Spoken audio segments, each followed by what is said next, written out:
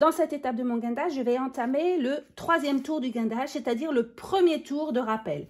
J'ai des petites cordes en haut, des petites cordes en bas, et avec ça, je vais faire le rappel qui va venir vers le centre, qui va ramener, faire converger les cordes vers le centre. Ce qui est très important quand vous faites le rappel, c'est de penser que les pavillons, ils doivent être soit positionnés plats, soit positionnés en biais, en fonction du fait qu'ils sont ou pas proches d'un taquet. Par exemple, ici, on a une chaise. Donc, à l'arrière, on a un taquet et un dossier. On va faire en sorte, du coup, que le pavillon soit penché un peu pour que la garniture vienne en fuite vers le taquet. Si vous laissez le taquet trop haut, vous allez avoir ici encore 3-4 cm de crin et du coup, on va avoir un ravin vers le taquet. Ce qu'on veut, c'est une garniture qui vienne en fuite, comme ceci. Donc, je vais prendre la corde pour faire le rappel. Je vais donner une inclinaison. Et là, je vais faire un nœud. Je vais la bloquer pour avoir un nœud. Le nœud, je veille à ce qu'il soit bien sur le dessus. Vous voyez, je le fais tourner pour qu'il soit bien sur le dessus du pavillon. Et je vais venir ici, de nouveau, mettre un nœud. Ici.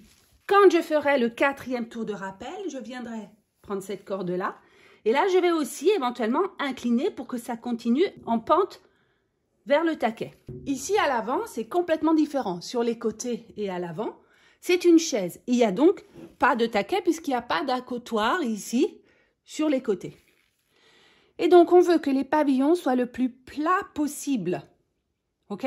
C'est-à-dire que, par exemple, celui-ci, je ne vais pas le guinder de sorte qu'il soit penché vers le bas. OK? Je ne vais pas lui donner d'inclinaison. Si je le penche beaucoup, il va descendre comme ça en pente. Ce que je veux, c'est au contraire qu'il soit plutôt plat parce que ça va m'aider pour la quantité de crin que je vais mettre par la suite. C'est pareil ici sur les côtés. Je vais faire en sorte que ce soit presque plat. D'accord?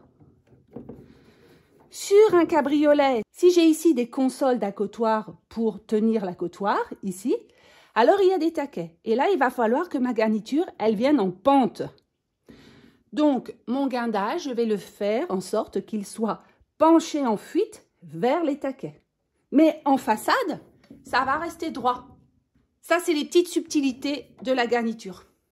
Donc, vous voyez là, j'ai guindé le pavillon bien plat. J'aurais pu imaginer qu'il faille le guinder un peu penché, comme ceci. Et bien ça, c'est une erreur parce qu'en façade, on préfère que ce soit bien plat pour aider quand on va mettre le crin. Donc, quand j'en ai fait un, je vais bien positionner le deuxième à la même hauteur. Je le maintiens en tension. Et là, je vais faire le nœud que je serre correctement. Et mes deux pavillons sont bien équivalents. Là, vous avez un aperçu de ce que j'explique dans les cours en ligne avec les détails et les gros plans pour faire toutes les étapes des fauteuils. C'est important de bien comprendre les subtilités entre une chaise ou un cabriolet et c'est pour ça que les coachings qu'on propose sont illimités et que vous pouvez, avec Fauteuil d'Antan par exemple, c'est un des programmes Liberté qu'on propose, vous faire accompagner spécifiquement pour votre siège parce que chaque siège a des particularités et des fois, on ne sait pas comment s'y prendre. Donc, par exemple, sur une chaise, il y a des choses qui sont différentes de sur un cabriolet. Et ça, on vous explique tout en coaching en direct. Ici, je vais faire pareil. Je vais venir mettre un nœud ici au niveau du pavillon. Et là, je viens directement en face. Je ne vais pas chercher en bas pour faire un trou. Vous voyez bien, là, ça fait un trou. Si je fais un nœud ici en bas, ça va me faire un trou dans ma garniture. Allez, je vais le faire pour vous montrer. Vous voyez, ici, j'ai un gros trou. Donc ça, c'est 0 pointé.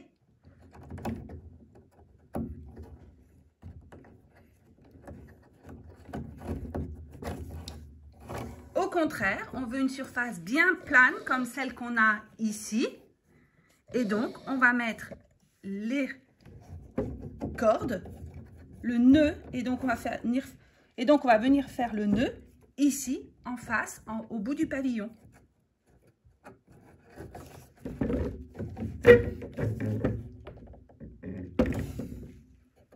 c'est bien plat. Quand je vais venir en travers, je vais prendre avec la 4e corde le haut. Quand je vais venir faire le 4e tour de guindage, c'est-à-dire le dernier tour de rappel avec cette corde-là, je vais venir faire un nœud ici, attraper ça sans descendre dans le trou et je vais venir continuer à côté.